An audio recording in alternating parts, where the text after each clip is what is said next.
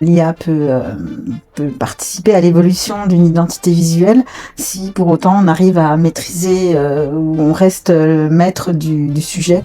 Les IA ne font que générer et ne créent rien de nouveau. Eh bien, c'est symptomatique des visuels IA, un gros chiffre qui pète.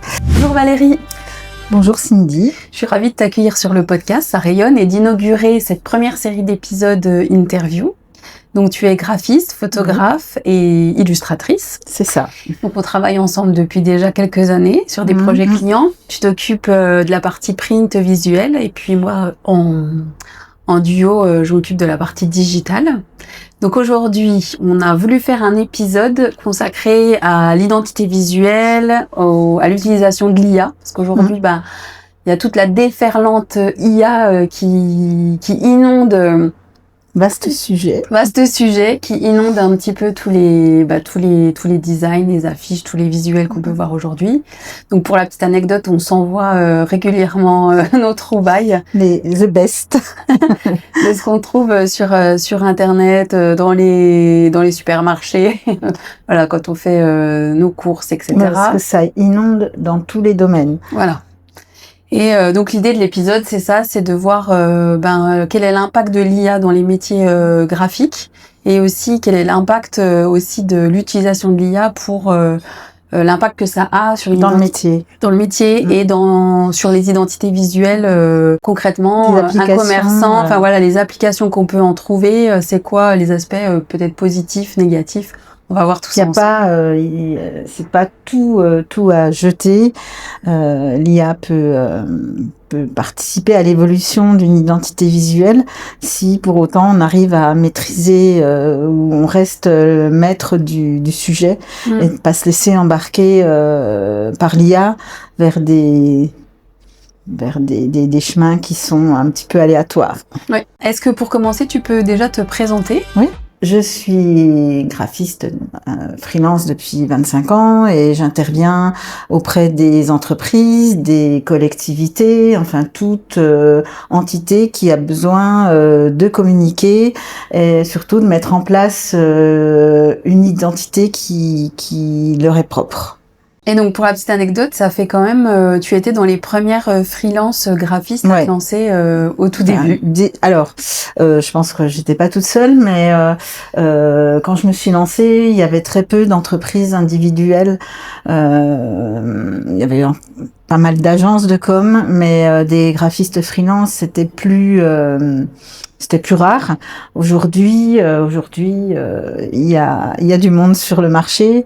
Il y a toute une génération de graphistes qui a été formée et voilà, je ne suis plus toute seule.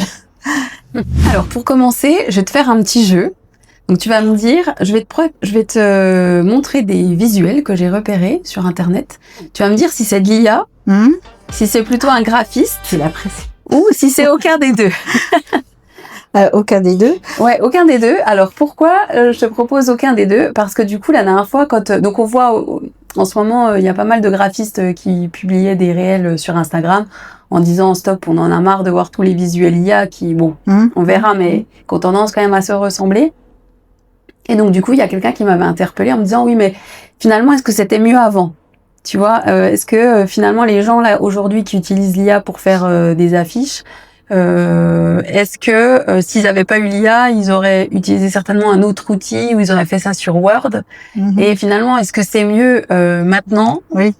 Ou au pire, peut-être vaut mieux l'IA que Word. Voilà, c'est ça l'idée. C'est ça l'idée. Est-ce que du coup ça permet quand même d'avoir quelques codes un peu graphiques et puis de rendre ça plus ou moins joli? Après, il y a un intermédiaire, c'est les plateformes où on peut mettre en place ces supports graphiques et quand même arriver. C'est pas de l'IA, mais ça permet de réaliser des choses un peu normées. par rapport à son identité propre. Tu penses par exemple quoi, Canva, Adobe Express, où on peut soit se débrouiller tout seul, soit se faire aider par un professionnel qui met en place un système et qui derrière rend la personne autonome. Ouais. Autonome. C'est peut-être un grand mot, mais avec plus de facilité pour développer son projet. Ouais. Ça, on en parlera justement. Voilà. Alors, je te passe la tablette et tu vas les regarder une par une. Moi, en attendant, je les diffuserai aussi sur la vidéo.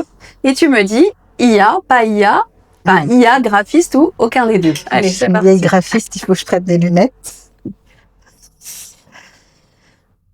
IA, oui. Alors, c'est quoi en 2 secondes, tu te dis IA? Eh bien, c'est symptomatique des visuels IA, un gros chiffre qui pète. Des petits pictos, ça on peut pas passer à côté. Des bandeaux toujours un peu inclinés, des typos à profusion. Là ici on voit bien, il y a une typo, 2 typos, 3 typos dans des aplats, donc on est très chargé, des images très peu réalistes, voilà, et ça paraît agréable. Oui. On peut pas dire que c'est vilain, parce que les couleurs sont là, c'est harmonisé, mais il y a l'œil ne sait pas trop où se poser. On sait pas si on est intéressé par le -15, par promotion. On voit pas trop l'émetteur du support. On sait pas qui. On a écrit jardinerie, mais on n'a pas de logo, on n'a pas d'identité visuelle forte qui pourrait être attribuée à un commerçant. Et probablement que l'autre jardinerie fait la même promotion, va avoir, alors pas un visuel exactement pareil, mais ce même type de visuel, et dans une même ville, on ne saura pas quelle jardinerie propose cette promotion. Tout à fait. Je te laisse passer au suivant. Oui. Ben voilà. Et voilà. Je ne me trompe pas beaucoup. Donc j'avais anticipé. Tout à fait. Peut-être à force de voir tout ça, j'ai dit maintenant je vais pouvoir faire cartomancienne si j'ai plus de. Donc ce n'est pas effectivement la même structure, hein. J'ai trouvé. C'est pas. Alors là il y a deux jardineries différentes. Là il y a le logo par contre. Il y a le logo, ouais. Est-ce que c'est le bon logo? On ne sait pas, parce que souvent l'IA transforme le logo. Comme je ne connais pas la jardinerie, je peux pas me positionner. Donc là, on a le même schéma que le précédent visuel. Donc la promotion bien présente, exactement le chiffre dans un rond, le mot solde ici pour la même chose sur le mot promotion sur l'autre visuel, les petites fleurs autour qui agrémentent le visuel, les petits logos sont présents, le coup de brosse pinceau, la date est très peu lisible, donc voilà, c'est pareil, on sait pas trop où poser son œil, quelle information lire en premier. Quand on a fini de lire l'affiche, on se rappelle plus de la première lecture. Donc voilà, un petit peu les stigmates ça reprend tous les stigmates de l'affiche IA, qui est très chargée, et quand on les met toutes les unes à côté des autres, en fait, il n'y a pas franchement de positionnement identitaire. Je parle pas de positionnement graphique, je parle de positionnement identitaire, parce que on peut avoir un positionnement graphique qui varie à chaque fois et qui donne pas une identité. Ok. Je te laisse passer à la suivante. Alors ça, je pense pas que ça soit de l'IA. Non. Parce que c'est déjà structuré différemment. Le logo a une vraie place. Ça ressemble, donc j'imagine que Villa Verde, qui a quand même une marque, une franchise, a une charte graphique, et on sent derrière déjà un positionnement graphique, un positionnement identitaire, et déjà une maîtrise de la charte, et une déclinaison de l'identité. Ok, très bien. Alors là, c'est du Word. Word Là, c'est ni graphique. Alors voilà, j'avais un peu peur d'échouer sur cette question-là. Je vois que il y a pas beaucoup de doutes. Ça c'est fait avec les moyens du bord. Voilà, les moyens du bord que on peut comprendre parce que tout le monde n'a pas un budget pour développer une identité graphique. Souvent, ce sont des associations de communes ou de petits villages qui font un événement. Ils vont pas faire appel à un graphiste pour ça. On peut comprendre. Et c'est là peut-être que des supports comme Adobe Express, Canva peuvent aider aussi les gens à faire un peu mieux que ça. Voilà, parce que ça, il n'y a pas de vocation à être imprimé en grand format. Donc les supports, voilà, ces plateformes-là peuvent parfois aider les gens à monter d'un cran au niveau graphique. Alors oui, mais du coup, si on peut faire une parenthèse par rapport à ça, justement, c'est que moi, je forme des gens à l'utilisation de Canva, et systématiquement, elles ont tendance à repartir de la feuille blanche. Et je leur dis, mais il y a des visuels, des templates. Alors c'est vrai qu'il y a la dérive, c'est que il y a des personnes qui vont utiliser les templates, et bien souvent, les premiers qu'on trouve, c'est les plus populaires, et que des fois, on va retrouver chez plein de gens, puis que finalement, on a un peu une uniformisation. Et il y en a beaucoup qui adorent partir de zéro. Et je leur dis, mais non, les templates sont quand même à la base ont été plutôt bien conçus, donc essayez de parce que c'est le principe, les améliorer, de mettre vos couleurs, votre logo, votre charte. C'est le principe, c'est d'aider les gens. Alors, quand on n'est pas graphiste, on n'est pas graphiste. On n'a pas la culture de l'image, on n'a pas la culture de la couleur, de la typographie, des espaces, des blancs, des vides, ça s'invente pas non plus. C'est pour ça que c'est un métier. Donc oui, effectivement, si on va sur ces plateformes, il faut s'aider des templates. Voilà, il y a alors ça n'évite pas le drame, il peut y avoir des dérives, mais voilà, il faut avoir un peu il faut choisir son template et l'adapter à ce qu'on veut, mais effectivement, partir d'une page blanche, c'est comme si on se remettait sur une page Word. Donc voilà, si c'est pour faire ça, la plateforme n'est d'aucun secours. Allez. Mais ça c'est j'hésite. Donc ça c'est moi qui l'ai fait. Donc là on est sur une demande d'une collectivité, la ville de Belfort, qui chaque année fait une animation d'été et pour laquelle je produis les visuels depuis quelques années. Donc là, j'ai réalisé les petites illustrations. Alors, elles ne sont pas issues de photothèques où souvent on n'a pas d'œil, on n'a pas de main. Donc là, j'ai dessiné chaque personnage et voilà pour donner un petit côté festif avec un petit fil rouge qui était l'imprimé Vichy sur tous les personnages pour donner une identité. Ok, superbe. D'accord. Là c'est IA, voilà. Donc on est sur un peu les mêmes caractères. Alors là on change de un peu de tonalité. Là on voit mieux le logo, donc ça c'est déjà, on va dire, un point positif. On ne sait pas trop si le village existe. Non. Il me semble pas très comtois. À vérifier si c'est un visuel de Maison Dent, parce que souvent on dit un fond de campagne et on se dit ça va bien la campagne. Sauf que si on met Maison Dent et qu'on met un village, autant que ça soit le bon. Là je vais pas me prononcer parce que je connais pas Maison Dent, mais c'est à vérifier parce que ça peut être une des erreurs que l'IA. Effectivement, oui. Voilà. Donc ça peut être donner une photo en lui disant je veux que tu inclues en fond. Alors j'ai déjà fait mes essais parce que je suis pas contre l'IA, faut le dire. Et j'ai vu d'autres supports IA où par exemple les fortifications de Belfort ressemblaient pas du tout aux fortifications de Belfort. Ok. Elle réinterprète ça, Oui. mais je trouve que c'est très dangereux de proposer des images comme ça. Alors dangereux, le mot est un peu fort, mais c'est pas cohérent. C'est pratique, mais pas cohérent. Donc voilà.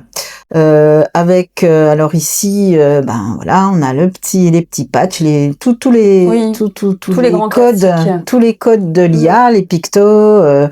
Alors l'image est toujours plutôt, alors je dis pas belle, mais accrocheuse quand même. Mais quand on regarde voilà, c'est très posé. Il y a chaque chose à sa place, sans vraiment créer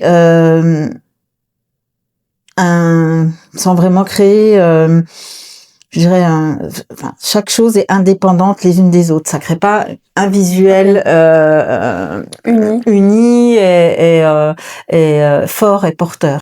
Je trouve que ce qui caractérise pas mal les visuels IA, c'est cette police un peu manuscrite qu'on voit un peu partout, ce coup de pinceau. Oui. Et puis ces espèces de petits guillemets qui vont encadrer les pictos. Alors là, ils sont ici, mais des fois ils sont en texte. Quelque part, l'IA s'est tellement nourrie, et maintenant elle se nourrit d'elle-même, et du coup on arrive à des choses, on tourne un peu en rond, quoi.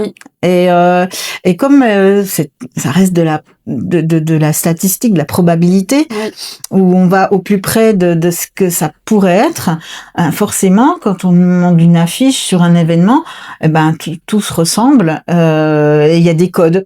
Et là encore, on n'est pas sur des tons jaunes, mais la majorité des affiches, elles ont un côté jaune. On converge vers ces couleurs saturées, jaunes, voilà. Comme s'il y avait un filtre dessus. Voilà. Et il y a au final, il y a un côté vieillot. Oui. Voilà, un peu suranné. Oui, mais c'est pas hyper moderne, hein, comme visuel. Non. Bah, disons que c'est surtout pas épuré. Et pour une bonne lisibilité d'affiche, on doit avoir un texte qu'on remarque, qu'on lit. Mon point de vue personnel, j'aime bien quand le visuel est lisible, il est central, et voilà, on peut avoir une affiche avec plein de choses, mais quelque chose, on passe en voiture à côté d'un abribus. On n'a pas une demi-heure pour décrypter l'affiche. Donc, les infos essentielles doivent être lisibles dans la seconde qui suit. Donc, sur les visuels IA, c'est pas vraiment le cas. Non. Du coup, Valérie, concrètement, un commerce ou une structure locale qui veut avoir une identité visuelle forte et qui veut la décliner, c'est quoi tes conseils? Comment faire? C'est de faire appel à un professionnel, voilà, parce qu'il saura. Alors, le graphiste commence pas par dessiner, il va commencer par écouter la personne, comprendre qui elle est, comprendre son activité, surtout parce que ça suffit pas de comprendre la personne, c'est quelle activité elle a, pour qui, quels sont ses clients, parce que la personne qui a le commerce, a une clientèle qui ne ressemble pas toujours, une clientèle ne ressemble pas toujours à soi, donc il faut aussi communiquer, savoir vers qui on doit communiquer. Donc adapter à la fois l'identité à son activité et qu'elle soit réceptive par la clientèle visée et souhaitée. Donc ça c'est un échange, moi je dois comprendre, par exemple, quand j'ai un nouveau client, je dois comprendre son fonctionnement, je dois comprendre son activité, je dois me rendre sur place pour voir son environnement, et tout ça, voilà, c'est une relation avec la personne qui peut pas être remplacée. Et à partir de là, c'est aussi lui expliquer que une identité visuelle forte, ça va permettre de l'identifier. C'est-à-dire que sur tous ces supports de communication, que ça soit du numérique, du print ou autre, il faut que cette identité soit cohérente pour qu'on puisse reconnaître l'émetteur de ces supports de communication. Donc, je dirais que une identité visuelle, ça ne s'arrête pas au logo, simple logo, parce qu'on peut être tenté de dire j'ai un logo, je suis tranquille. Si le logo est posé sur des supports disparates où on change de style à chaque support, le logo va être noyé, on le verra plus. On a payé un logo, on a un logo, mais en fait on l'utilise mal. Donc il faut que ce logo soit assorti d'une identité visuelle qui va se décliner, qu'on ait si on utilise de la photo, que les photos soient en accord avec le logo, qu'elles soient en accord d'un support à l'autre, qu'on change pas de style de photo à chaque support, que les couleurs, on ait une palette de couleurs qui soit utilisée, qu'on rajoute pas des couleurs, qu'on change pas les couleurs, essayer de maintenir cette identité sur le long terme, sur tous les supports, ce qui va renforcer le positionnement et quand les gens reçoivent les informations, ils se disent ah oui c'est telle personne. Qu'on arrive à bien l'identifier, ouais.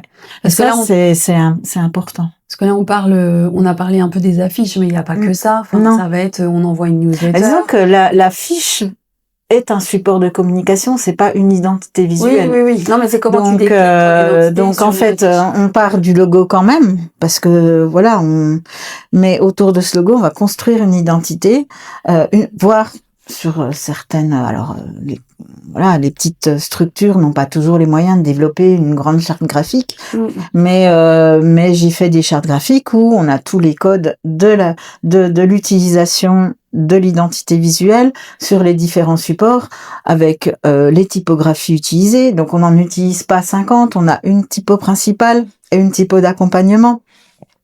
Alors une typo qui peut être un peu fantaisiste, qui va renforcer l'identité, et une typo d'accompagnement qui va être pour les textes courants, qui va pas surcharger les documents. On va avoir donc, comme je disais, une palette de couleurs, l'utilisation du logo, c'est-à-dire que le logo on le met pas sur n'importe quoi. Si on met le logo sur une image très chargée, il va disparaître. Donc il faut gérer l'utilisation du logo sur différents fonds. Tout ça peut être charté. Moi je peux rendre à la personne son identité visuelle et je dirais une petite charte de principe pour qu'elle puisse se débrouiller avec ça, ou si elle veut faire un panneau chez un enseigniste, elle peut donner la charte à l'enseigniste qui peut lui s'appuyer là-dessus pour perdurer l'identité visuelle, pour avoir une continuité, une cohérence dans tous les supports. Ouais. Parce que je fais pas toujours tout. À un moment donné, le client, il va avoir peut-être la tentation d'aller faire quelque chose chez un enseigniste, chez un véhicule ou je sais pas quoi. Et il a pas toujours l'idée de revenir ou pas forcément les moyens de revenir chez moi. Enfin, c'est pas une histoire de moyens, mais ça on peut y revenir. C'est avoir en main les codes pour utiliser son identité visuelle. Je trouve que là où ça peut plus se diluer l'identité, c'est que parce que tu vois, tu peux faire appel à une graphiste donc pour le logo, l'identité que tu vas décliner sur peut-être un panneau, enfin si t'es une structure qui accueille du public, ça va être sur tes véhicules. Et là où je trouve où ça va plus se diluer, c'est peut-être sur les réseaux sociaux justement, où après on va vouloir faire des publications et là ça peut partir après dans tous les sens. Alors oui, parce que j'ai fait beaucoup aussi de templates. Oui. Et c'est toujours le danger. Alors moi je suis pas pour lâcher les supports comme ça dans la nature, parce que il y a un moment où ça bug. Il y a un moment où la personne elle va vouloir utiliser des ombres partout, rajouter des petits trucs de travers, parce que ça marche bien, parce que c'est visible quand on met en biais, forcément c'est bien. Les gens adorent mettre les choses en biais. Voilà. Alors pourquoi pas? Mais j'en ai mis d'ailleurs, je dis ça, mais dans la fiche précédente, j'ai mis des choses en biais, mais je dirais qu'il y a des petits des réflexes par méconnaissance, et les templates, ils tiennent, allez, si on est sur une newsletter, ils vont tenir 3 numéros. Au bout du 3e numéro, la personne s'accapare le support. Et forcément, alors on fait des templates pour que ça soit cohérent, mais à un moment donné, elle va trouver que c'est toujours pareil. Oui.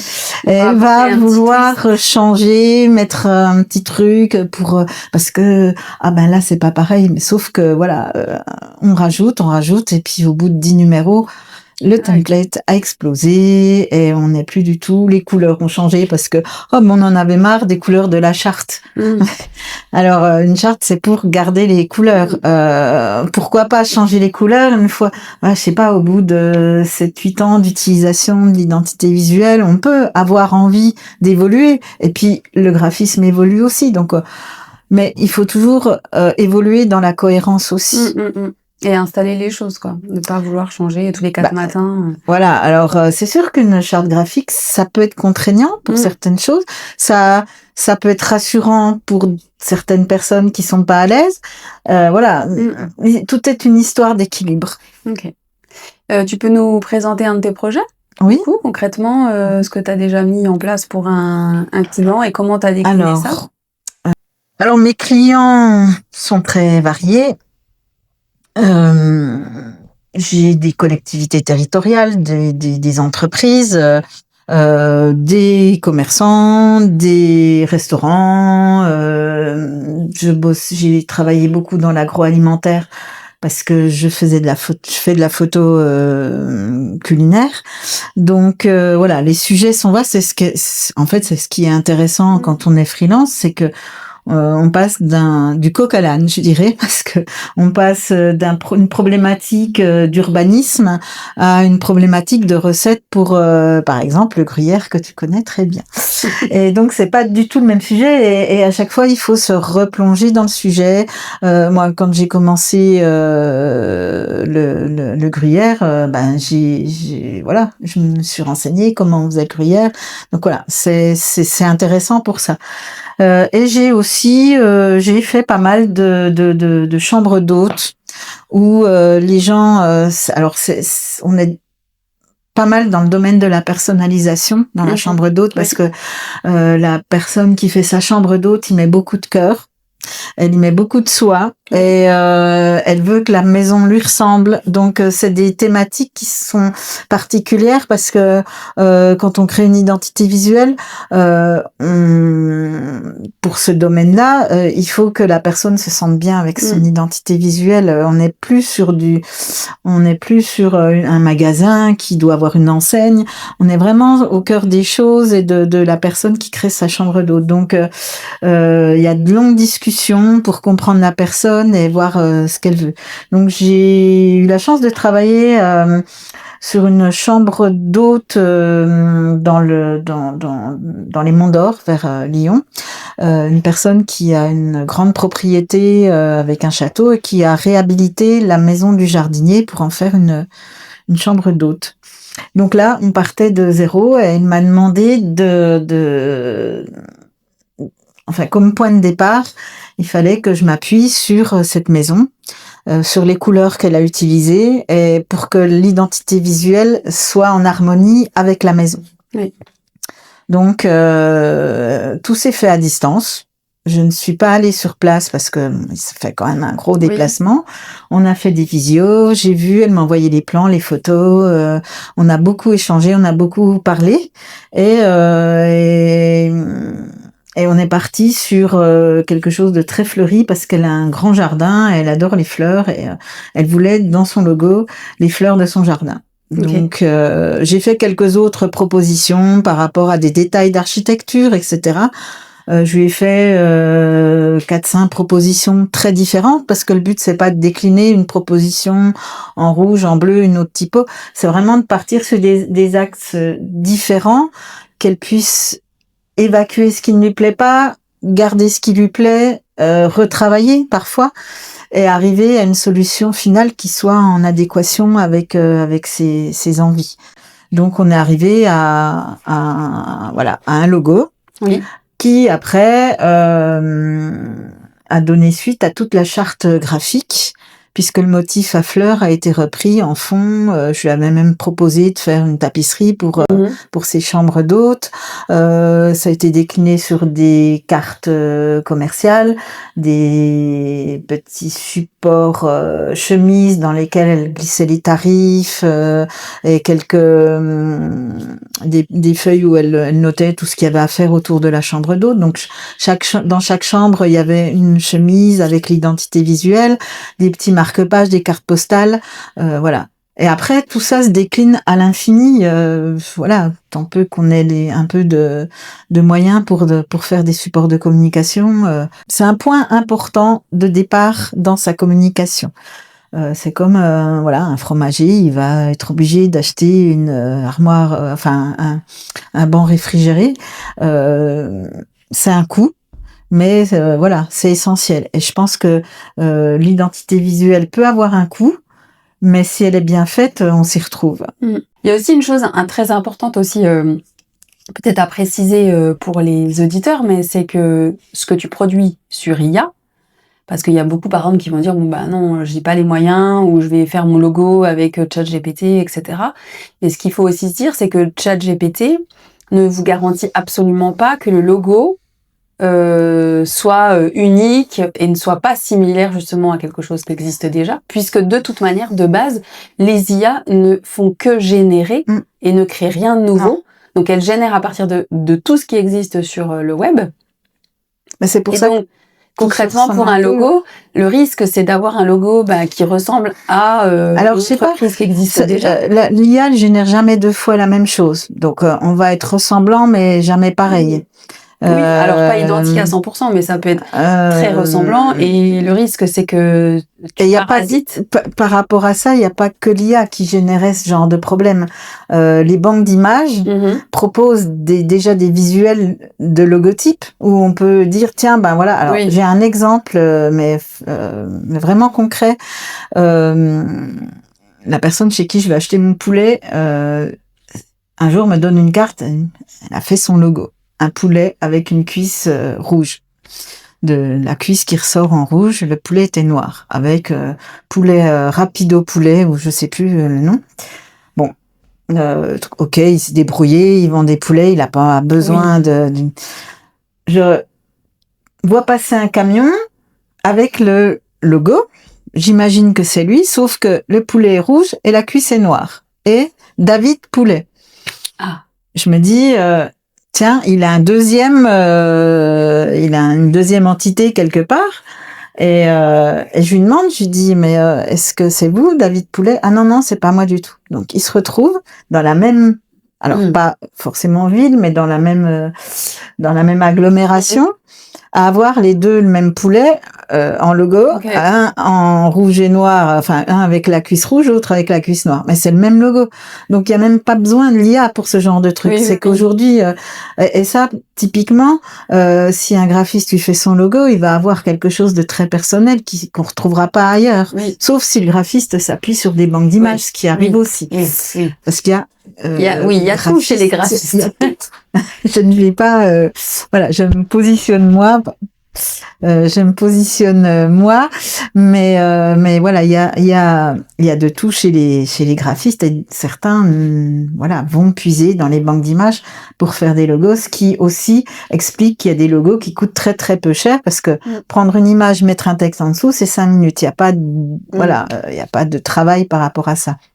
Donc, l'IA, pour en revenir à l'IA, l'IA ne génère jamais deux fois la même image. Il y aura toujours une petite différence. Mais on voit bien dans les affiches, dans le propos qu'on a eu tout à l'heure, que tout se ressemble. Et elle va créer des logos avec des courbes, des dégradés. C'est plus sur l'aspect graphique que sur la forme graphique. Ça va être pareil. Et on va retrouver les mêmes stigmates que dans les affiches qui s'uniformisent. Les logos vont aussi s'uniformiser par des ombres, des reliefs qui vont au final, voilà, les affiches, il y en a pas deux pareilles, mais elles se ressemblent toutes. Là, les logos, ça, en fait, c'est le même schéma. En train de standardiser, en fait, et l'identité.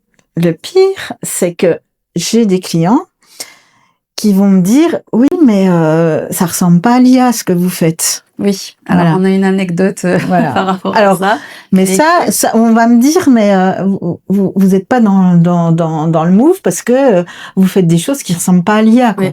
Ça, j'ai déjà Ça, tu l'as entendu. eu, ouais. Donc là, je me dis, après, tout le monde peut pas être mes clients. C'est à moi aussi de mettre des limites, dire voilà, à un moment, je dis stop et je choisis mes clients pour faire ce qui me parle. Je vais pas commencer à faire de l'IA.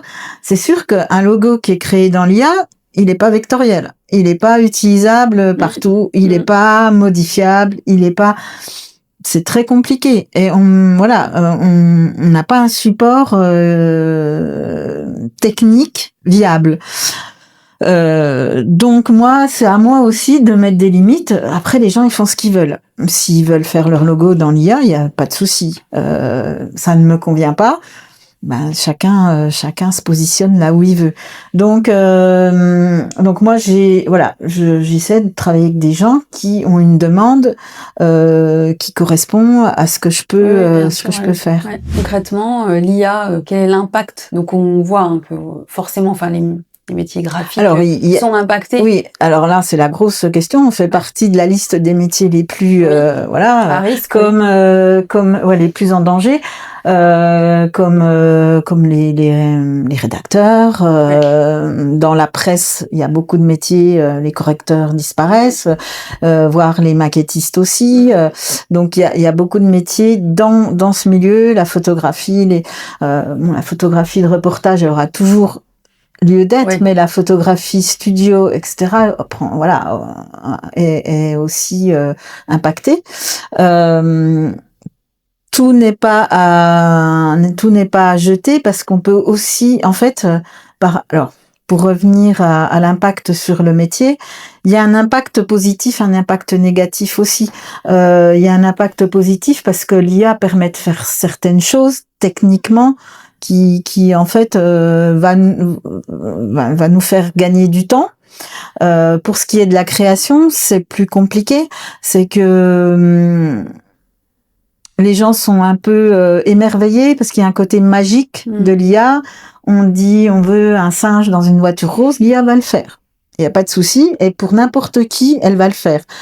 N'importe qui n'est pas graphiste, qui n'est pas photographe, va pouvoir avoir un singe dans une voiture rose. Sauf que il n'aura pas choisi la voiture, il n'aura pas choisi le rose, il n'aura pas choisi parce que la création est quand même très raccourcie et il y a tout des nuances dans la création par rapport au ressenti de la personne qui crée.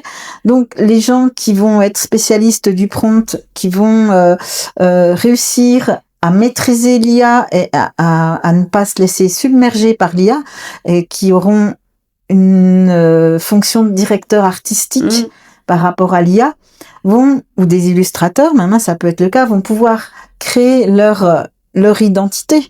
Ça restera quand même de la statistique et de la probabilité, mais le prompt sera tellement précis que ils vont réussir à créer leur propre identité dans l'IA, je pense.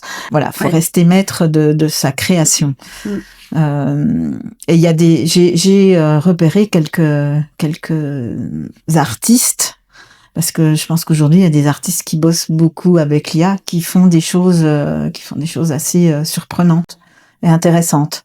Voilà, mais quelqu'un qui n'a pas la culture de l'image, la culture une culture artistique, de la culture de la photographie. Si on veut générer une photo sur l'IA, il faut être bon en photo. Il faut savoir lui dicter la lumière, l'angle, la focale. Si on dicte tout ça, on va améliorer le résultat. Donc on va se satisfaire de certaines choses quand on n'est pas connaisseur, mais on va rester sur des visuels un peu pauvres. Si on est bon dans le domaine, c'est pour ça que je dis que il faut le temps que tout ça se mette en place, mais il y a des gens qui arriveront à maîtriser ça très très bien. Moi, pour mon impact personnel, ça m'aide pour certaines choses. Après, par rapport à mon travail et mon activité, par rapport aux clients, aux demandes que j'ai déjà eu quand même déjà un frein avec les réseaux sociaux. C'est-à-dire qu'on ne fait plus de flyers, on ne fait plus de plaquettes, enfin, on en fait encore un peu, mais beaucoup moins qu'avant. Donc ça, c'est je dirais, une partie du travail qui diminue énormément. Donc, on est toujours sollicité pour la création, sauf que la création n'est pas toujours très rentable. Parce que créer un visuel, on y passe beaucoup de temps et par rapport au temps qu'on passe, aux résultats et voilà, au devis initial, souvent c'est très très limite. Donc moi quand on déclinait les supports derrière, on arrivait à équilibrer le budget total. L'investissement Voilà. fait au départ. Aujourd'hui, c'est moins vrai. Moi, je suis pas community manager, donc je fais pas, je ne connais pas les stratégies des réseaux sociaux. Je peux produire des supports pour les réseaux sociaux, ça y a pas de souci. Mais souvent, les gens, les clients ont un matériel graphique et ils vont dire, nous, les réseaux sociaux, on s'en occupe.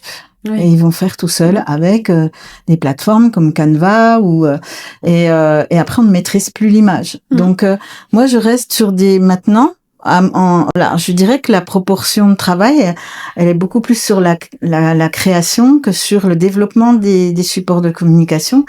Et ça, du coup, c'est à la fois les réseaux sociaux, à la fois l'IA qui peut générer des visuels à partir d'une identité visuelle.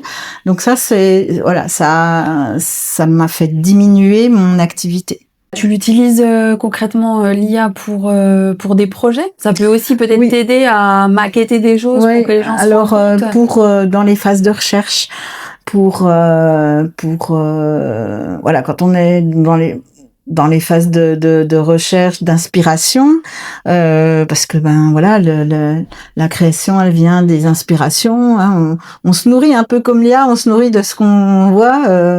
On a un peu le même fonctionnement, sauf que l'IA va faire une synthèse de ce qu'elle voit, et nous on va partir de là pour recréer autre chose. Donc c'est un petit peu la différence aussi entre l'IA et une personne qui crée un visuel.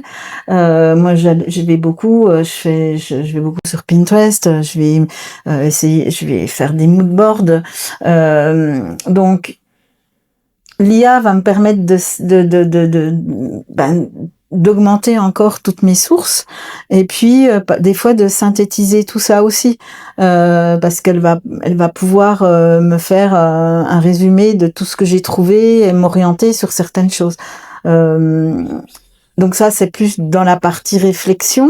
Après, ça va me permettre aussi l'IA sur des logiciels comme Photoshop où l'IA a été intégrée sur des tâches un peu répétitives ou sur des tourages, l'IA va être en support technique et ça fonctionne très bien aussi. Donc il y a à la fois ça peut intervenir dans la phase de réflexion, dans la phase technique. Donc l'IA peut permettre de mettre en place un argumentaire par rapport à toutes les propositions que je peux faire par rapport à un projet. Donc et je peux me calquer sur cette trame pour faire un dossier, pour une consultation, etc. Et puis on peut aussi mettre en place sur des tâches répétitives, par exemple sur mon propre site internet, je peux avoir des agents IA pour poster sur mes réseaux sociaux, pour poster sur mon blog, avoir un agent IA qui me propose des publications régulières, ce qui me permet de gagner du temps. Du coup, pour conclure, je me dis, est-ce que finalement, les entreprises n'ont pas tout intérêt aujourd'hui à passer par un graphiste pour bâtir une solide identité visuelle à l'heure de l'IA, où on est noyé un peu de visuels qui se ressemblent, pour le coup. Et je me dis, justement, avoir une identité beaucoup plus forte et qui va à l'encontre de tout ce qu'on peut voir de tout ce qui est produit avec l'IA, va permettre justement à l'entreprise de sortir du lot et de se distinguer de ce qu'on est en train de voir un peu partout. Oui, alors je dirais que j'espère que cette profusion de visuels identiques va faire prendre conscience aux gens qu'il faut justement, alors c'est peut-être là notre bouée de sauvetage, c'est que peut-être que les gens vont encore plus prendre conscience qu'ils ont besoin d'une identité propre. Parce qu'à un moment donné, et en fait, c'est pas forcément une perte d'argent que de faire appel à un professionnel. C'est que voilà, il y a différents stades, différentes propositions pour mettre en place une identité visuelle. Et ça, en fait, une fois qu'ils ont le matériel, ils l'ont c'est un investissement une fois. Oui. Et on peut ensemble mettre en place des choses et moi je peux être garant de cette image. Ils peuvent tout à fait aider par l'IA, puisque c'est le sujet, aider par l'IA, mettre en place des choses. On peut mettre en place des choses ensemble. Moi, je peux aussi valider des choses avant que ça parte, voilà, dans la nature. Je peux avoir un suivi de cette identité visuelle. Un peu comme un garde-fou. Voilà, pour pas faire n'importe quoi. Il y a des solutions pour en fait trouver l'équilibre entre la production IA, avoir son identité. Mais créer son identité, c'est un investissement. Mais après, la déclinaison, c'est voilà, une fois que le pilier est posé, derrière, l'utiliser ne coûte pas cher en soi. Oui. Donc, ça permet d'avoir une image qui est propre, alors propre dans tous les sens du terme, propre par rapport à soi et par rapport au graphisme, où on va avoir quelque chose de professionnel, de clair, de bien installé, et que si ça c'est bien fait, derrière, c'est plus facile de décliner. Ok, merci Valérie. De rien. Où est-ce qu'on peut te retrouver et tu as envie de voir ton travail? Alors, sur Instagram, Valérie.Chevzik. Alors, je sais, j'ai un nom hyper compliqué. Je mettrai tous les liens en description. Voilà, .création. J'ai aussi un Insta B comme bon, où c'est plus, mais ça donne aussi, c'est plus anecdotique, on va dire, où on découvre un univers plus familier, on va dire. Mais voilà, j'ai deux Insta.